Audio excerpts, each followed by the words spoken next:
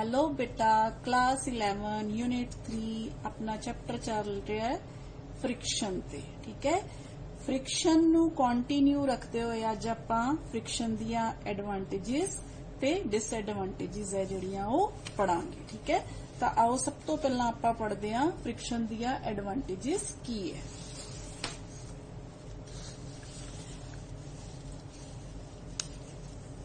हाँ जी बेटा, फ्रिक्शन दी एडवांटेजेस की है।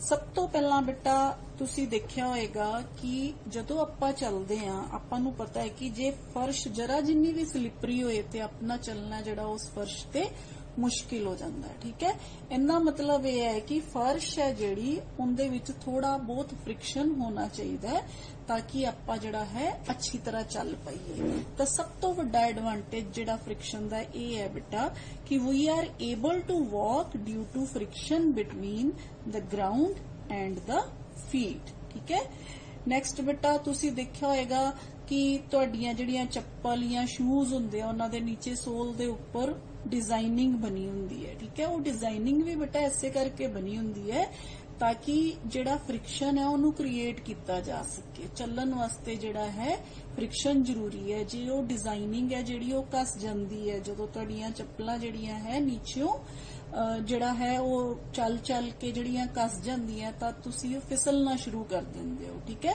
तो इन्ना मतलब की है बेटा उस केस च फ्रिक्शन है जिहड़ा वो बहुत जरूरी है। हाँ जी बेटा, नैक्सट है without friction we can not write. जदों आपां लिखदे हां अपना पेन ते पेज दे विच फ्रिक्शन होना बहुत जरूरी है। जे फ्रिक्शन नहीं होएगा तो अपना पेन है जिहड़ा पेज दे उपरों फिसलेगा। ठीक है, दूसरी एक और इंपॉर्टेंट गल बेटा जिहड़े पेन हुंदे आ जिहड़ा आपां पेन नाल आपां लिखदे हां जे आपां ओनू भी ध्यान नाल देखीए ते पेन दी जिहड़ी ग्रिप हुंदी है ना, देखो आ ग्रिप दे उपर की है इदां दा मटीरियल लगा हुंदा है जिन्नू आपां जदों पकड़दे हां ते अपना हत्थ उहदे उपरों फिसले ना। ठीक है, तो बेटा ये भी इसे करके क्योंकि इत्थे भी फ्रिक्शन दी लोड़ हुंदी है। नैक्सट है बेटा brakes of vehicle can not work without friction. ये तुहानू भी पता है बेटा जे फ्रिक्शन ना होए ते जिहड़ियां ब्रेक्स हैगियां वो काम नहीं कर सकदियां। नैक्सट बेटा friction between the tyres and road provides the necessary external force to accelerate the car.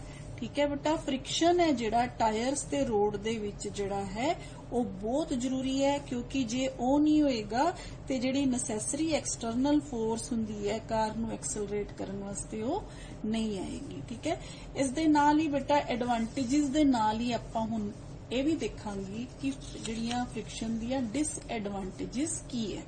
देखो बेटा सब तो वड्डी डिसएडवांटेजेस फ्रिक्शन दी है कि आपां कहने ना मेरी चप्पल कस गई, मेरी कार दे टायर कस गए, है ना, आपां इदां दियां गल्लां करदे हां। तो बेटा ये सब तो वड्डा डिसएडवांटेज है कि wear and tear of the machinery is due to friction. जिहड़ा कस जांदियां है चीज़ां वो किदे करके कसदियां बेटा, वो फ्रिक्शन दे करके कसदियां। नैक्सट बेटा excessive friction between rotatory part of a machine produce enough heat and cause damage to the machinery। जदों बहुत ज्यादा रगड़ बल प्रोड्यूस हुंदा, फ्रिक्शन प्रोड्यूस हुंदा मशीनरी दे विच तां उहदे च की हुंदा बेटा जिहड़ी रोटेटिंग पार्ट्स हैगे आ ना उन्हां विच एक्सेस हीट है जिहड़ी वो प्रोड्यूस हुंदी है जिहदे करके मशीनरी है जिहड़ी वो डैमेज हो जाती है। पर फिर भी बेटा आपां इन्ने सारे डिसएडवांटेजेस दे बावजूद भी आपां कहने आ कि फ्रिक्शन है जिहड़ा वो बहुत जरूरी है। फ्रिक्शन नहीं होएगा ते जिहड़ी लाइफ है बेटा वो जिहड़ी है अपनी होर ही तरह दी हो जाएगी। मतलब लाइफ है जिहड़ी विदाउट फ्रिक्शन इम्पॉसिबल हो जाएगी। ना आपां चल पावांगे, ना आपां लिख पावांगे, ठीक है, ना आपां अच्छी तरह खड़े हो पावांगे। तो बेटा ये है advantages and disadvantages of friction. ठीक है, हाँ जी बेटा हुण आपां देखिया कि फ्रिक्शन है जिहड़ा वो नुकसान भी करता है ना। तो फिर बेटा कई जगह ते की है आपां नूं जरूरत पैंदी है कि आपां फ्रिक्शन है ना जिहड़ा उहनूं रिड्यूस करिए। ਤਾਂ ਆਪਾਂ ਨੂੰ ਫ੍ਰਿਕਸ਼ਨ ਰਿਡਿਊਸ ਕਰਨ ਵਾਸਤੇ ਆਪਾਂ ਕਿਹੜੇ ਤਰੀਕੇ ਅਪਣਾਈਏ, ਠੀਕ ਹੈ। ਇਹਦੇ ਬਾਰੇ ਆਪਾਂ ਥੋੜੀ ਡਿਸਕਸ ਕਰਾਂਗੇ। ਸਮ ਵੇਜ਼ ਆਫ ਰਿਡਿਊਸਿੰਗ ਫ੍ਰਿਕਸ਼ਨ। ਸਭ ਤੋਂ ਪਹਿਲਾਂ ਬੇਟਾ ਜਿਵੇਂ ਮੈਂ ਹੁਣੇ ਤੁਹਾਨੂੰ ਦੱਸਿਆ ਕਿ ਮਸ਼ੀਨਰੀ ਹੈ ਜਿਹੜੀ ਉਹ ਡੈਮੇਜ ਹੋ ਜਾਂਦੀ ਹੈ, relative motion between the parts of the machine, ਤਾਂ ਬੇਟਾ ਉਸ ਚੀਜ਼ ਨੂੰ ਅਵੋਇਡ ਕਰਨ ਵਾਸਤੇ ਆਪਾਂ ਮਸ਼ੀਨਸ ਹੈ ਜਿਹੜੀ ਉਹਦੇ ਵਿੱਚ ਆਪਾਂ ਲੁਬਰੀਕੈਂਟਸ ਯੂਜ਼ ਕਰ ਸਕਦੇ ਹਾਂ, ਠੀਕ ਹੈ। ਤਾਂ ਲੁਬਰੀਕੈਂਟਸ ਯੂਜ਼ ਕਰਕੇ ਆਪਾਂ ਫ੍ਰਿਕਸ਼ਨ ਹੈ ਜਿਹੜਾ ਉਹਨੂੰ ਕੀ ਕਰ ਸਕਦੇ ਹਾਂ, ਘੱਟ ਕਰ ਸਕਦੇ ਹਾਂ। ਸੈਕਿੰਡ ਹੈ ਬੇਟਾ ਬਾਲ ਬੇਅਰਿੰਗਸ। ball bearings placed between moving parts of a machine, ठीक है। ये ਜਿਹੜੇ ball bearing ਵੀ ਹੈ ਇਹ ਕੀ ਕਰਦੇ ਆ ਬੇਟਾ, friction ਨੂੰ ਘਟਾਉਂਦੇ ਆ। since the rolling friction between ball bearings and the surfaces in contact is very small, power dissipation is reduced, ठीक है।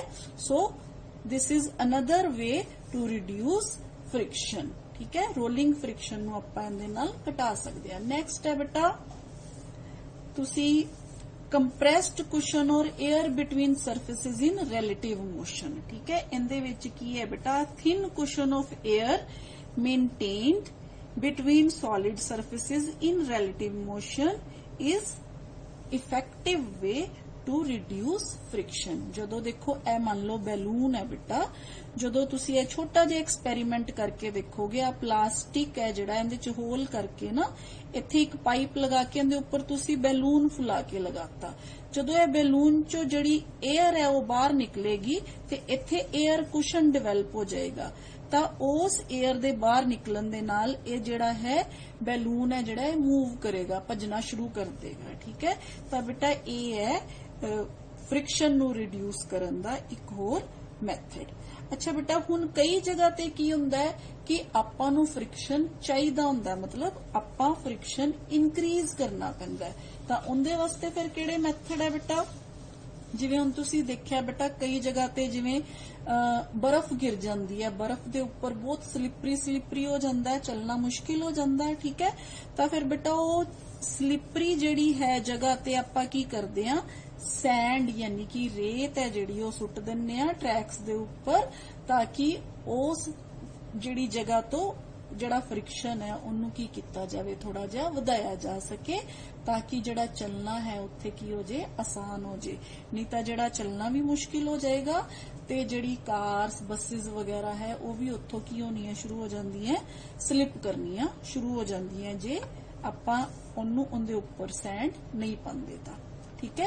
नेक्स्ट है बेटा treading of tyres is done to increase friction between the road and the tyres. ये भी आपां पहले ही discuss किया बेटा कि ट्रेडिंग ऑफ टायर्स भी है जिहड़ी ओह कीती जांदी है फ्रिक्शन नू इनक्रीज करन वास्ते। हाँ जी बेटा जी, ये तो सी कुछ मैथड कि किवें आपां फ्रिक्शन नू रिड्यूस या इनक्रीज कर सकते हैं। हुण आपां बेटा एक बड़ी ही इंटरस्टिंग एग्जाम्पल है जिहड़ी ओह करांगे, वो है बेटा कि why it is easier to pull a body than to push it. बेटा तुसी सोच के इमेजिन करके देखो, कोई भी भारी चीज हुंदी है ना, जदों आपां उहनूं स्लाइड करना हुंदा ना, तां आपां उस चीज नूं है जिहड़ा रोल करके पुल करना, अपने वाल खिंच के जिहड़ा है उन्होंने स्लाइड करना सौखा हुंदा है, जबकि उन्होंने पुश करके अगे लेके जाना है जिहड़ा वो की हुंदा है, मुश्किल हुंदा है। जिवें बेटा आपां एग्जाम्पल लैने आ, जिवें तुसी जिहड़े ग्रास कटिंग मशीन हुंदी है ना बेटा, वो हुंदी है, या मान लो अपने कोल लॉन रोलर हुंदा है, जदों आपां उहनूं चलाने आ ते उहनूं पुल करना आसान हुंदा है बजाए कि पुश करन दे। बेटा हुण आपां इत्थे इह देखांगे कि इदां क्यों हुंदा है, ठीक है। मान लो बेटा अपने कोल दो एग्जाम्पल्स है। इस केस दे विच बेटा की है, suppose a force F is applied to pull the roller. इस केस च की है बेटा, suppose a force F is applied to push the roller, ठीक है। ये दो केसिस आप वारी वारी डिस्कस करते हैं कि इन्हां विचों दोनां च कित्थे जिहड़ा किन्नू जिहड़ा है लेके जाना अगे आसान है ते मुश्किल है, किन्नू मुश्किल है, ठीक है। अच्छा बेटा ये किदे ते डिपेंड करेगा, ये डिपेंड करेगा फोर्स ऑफ फ्रिक्शन ते जिहदे च फोर्स ऑफ फ्रिक्शन ज्यादा हुंदी है नैचुरली उत्थे आपां नूं एफर्ट है जिहड़ा वो ज्यादा करना पैंदा है। तां इनडायरैक्टली आपां इत्थे की फाइंड आउट करांगे, इनडायरैक्टली आपां इत्थे अपोजिंग फोर्स फाइंड आउट करांगे। जे आपां अपोजिंग फोर्स फाइंड आउट कर ली ते आपां नूं इह भी पता चल जाएगा कि एफर्ट कित्थे ज्यादा लाना पैंदा है ते कित्थे घट लाना पैंदा है। हाँ जी बेटा देखो इत्थे ध्यान नाल अपने कोल आ फोर्स दी डायरेक्शन है, यानी कि आ अपने कोल फोर्स दी डायरेक्शन है। ठीक है, एफ एस डायरेक्शन च है ना। हाँ जी, हुण फोर्स है जिहड़ी ओ जे आपां देखीए ते इत्थे किहड़ा एंगल बना रही है, थीटा एंगल बना रही है। ठीक है, तां आपां फोर्स नूं दो कंपोनेंट्स च ब्रेक कर सकदे हां। ਇਹ वाला कंपोनेंट है जिहड़ा ਉਹ ਕੀ ਹੋ ਜਾਏਗਾ एफ cos थीटा, क्योंकि फोर्स इधरली डायरेक्शन ते है, ते दूसरा कंपोनेंट की हो जाएगा फोर्स दा ਇਹ वाला जिन्हों आपां की कवांगे बेटा एफ sin थीटा। ठीक है, ये तो हो गए बेटा फोर्स दे दो कंपोनेंट। हुण होर किहड़ियां फोर्सेस है जिहड़ियां इस रोलर ते लग रही हैं। मान लो इनदा वेट है जिहड़ा W है। हुण वेट किहड़ी डायरेक्शन च एक्ट करदा है, आपां नूं पता है weight always acts in downward direction, so it is weight W। ठीक है, अच्छा हुण आपां रोलर नूं इस डायरेक्शन च लैके जाना है, यानी कि इधर नूं लैके जाना है, तां फोर्स ऑफ फ्रिक्शन किधर नूं लगेगी, इस पासे। तां फिर बेटा इधरली साइड ते अपने कोल किहड़ा फ्रिक्शन होएगा, क्योंकि रिलेटिव मोशन है तां अपने कोल इधर काइनेटिक फ्रिक्शन होएगा। ठीक है बेटा, समझ आ गई। अच्छा हुण ये जिहड़ी W फोर्स है इनदे ओपोजिट उपर नूं किहड़ी फोर्स लगदी है बेटा, इनदे उपर नूं ओपोजिट लगदी है जिहड़ी फोर्स ओनूं आपां की कहने आ बेटा नॉर्मल रिएक्शन। तां इत्थे जिहड़ा है नॉर्मल रिएक्शन R। ठीक है, एक तो हो गया एफ साइन थीटा, दूसरा अपने कोल केड़ा हो गया बेटा नॉर्मल रिएक्शन R। ठीक है, चलो सेम इसे तरह हुण आपां इधर भी फोर्सेस है जिहड़ियां ड्रा कर लिए। ठीक है, हुण देखो बेटा अपने कोल जिहड़ी फोर्स दी डायरेक्शन है इस case they which force the direction है जिहड़ी अंदर नूं है। ठीक है, अंदर नूं है मींस फोर्स दी डायरेक्शन है जिहड़ी ओ इस साइड ते है। This is direction of force, this is force. ठीक है, हुण इस फोर्स नूं जे आपां देखीए ध्यान नाल ते इत्थे की है अपने कोल आ थीटा एंगल बन रहा है। ठीक है, तो फिर आ वाला कंपोनेंट केड़ा हो जाएगा बेटा एफ cos थीटा। ठीक है, ते इधर वाला कंपोनेंट की हो जाएगा अपने कोल एफ sin थीटा। ठीक है, ये दो कंपोनेंट्स हो गए। ठीक है, हुण इनदे नाल ही जिहड़ा बॉडी दा वेट है वो भी डाउनवर्ड एक्ट कर रहा है, दिस इज W। ठीक है, again normal reaction which is acting upward, इत्थे आपां मान लेने R डैश। ठीक है, क्योंकि पिछे आपां R मान लिया, इत्थे आपां की मान लेने R डैश। तां बेटा आ अपने कोल फोर्सेस हो गईयां। ठीक है, आ फोर्स है, this is angle theta. Clear है बेटा। अच्छा बेटा हुण देखो ए तो होगी इस केस च, ए होगी इस केस च। ये आपां फोर्सेस है जिहड़ियां आपां डिवाइड जिहड़ियां फोर्सेस है आपां सारियां ड्रा कर लियां। हुण अपने कोल जे R नॉर्मल रिएक्शन है इस केस दे विच, तां if R is normal reaction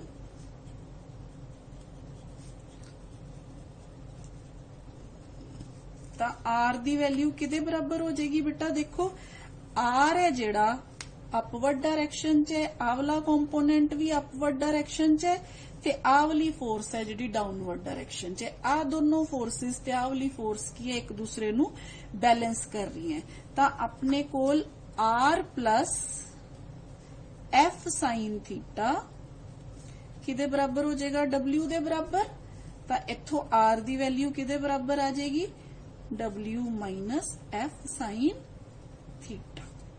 ठीक है बेटा, हाँ जी। हुण फोर्स ऑफ काइनेटिक फ्रिक्शन आपां की क्या सी, आपां force of friction find out करनी है। तां हुण फोर्स ऑफ काइनेटिक फ्रिक्शन इत्थे की होएगी, फोर्स ऑफ काइनेटिक फ्रिक्शन। हाँ जी बेटा किदे बराबर होएगी एफ के जेड़ा कि किदे बराबर हुंदा है म्यू के आर दे बराबर। ठीक है हुण आर दी वैल्यू है जेड़ी वो आपां की कैलकुलेट कर ली आर दी वैल्यू आपां कैलकुलेट कर ली। ठीक है तां इत्थों आपां आर दी वैल्यू इहदे च पुट कर दईए एफ के इज इक्वल टू म्यू के W minus F sine theta. ठीक है चलो बेटा इस केस च आपां म्यू के दी वैल्यू फाइंड आउट कर ली। हुण आपां दूसरे केस च भी देख लीए म्यू के दी वैल्यू कितनी होएगी यानी कि काइनेटिक फ्रिक्शन दी वैल्यू कितनी होएगी। ठीक है तां उस केस दे विच भी बेटा आपां देख लैंदे आ। देखो हाँ जी बेटा जदों आपां पुश करन वास्ते फोर्स लगाई तां अपने कोल जेड़े कंपोनेंट्स है देखो एफ साइन थीटा ते डब्ल्यू डाउनवर्ड डायरेक्शन च है ते आर डैश है जेड़ा वो अपवर्ड डायरेक्शन च है। ए दोनों की कर रहे हैं एक दूसरे नु बैलेंस कर रहे हैं। ठीक है तां इस केस च if R dash is normal reaction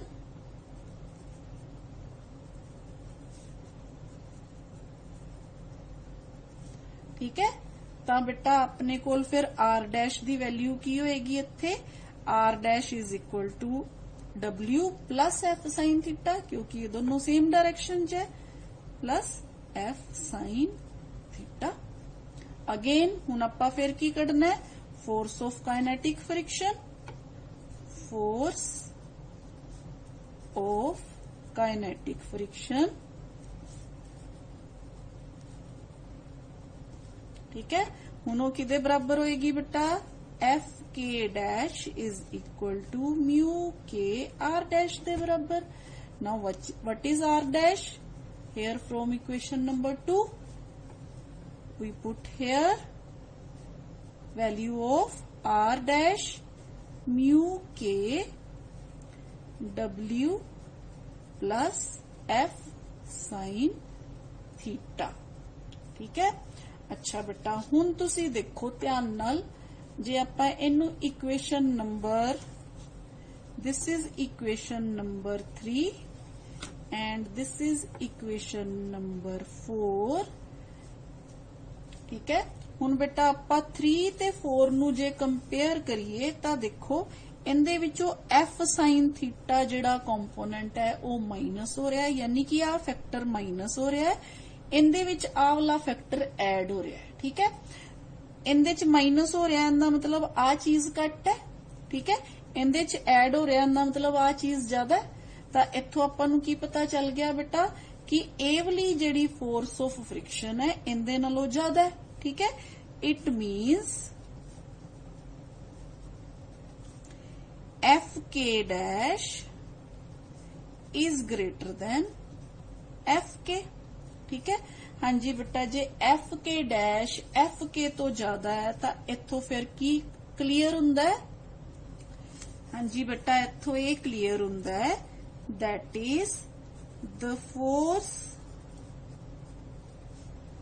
of friction is more in case of push than in case of pull। यानी कि बेटा जे फोर्स ऑफ फ्रिक्शन पुश दे केस च ज्यादा होगी इनका मतलब ये है कि रोलर नू धक्का मारना मुश्किल है पर रोलर नू खिंचना अपने वाल खिंच के लेके आना जड़ा है वो की है आसान है। सो इट इज ईजियर हाँ जी बेटा it is easier to pull a body then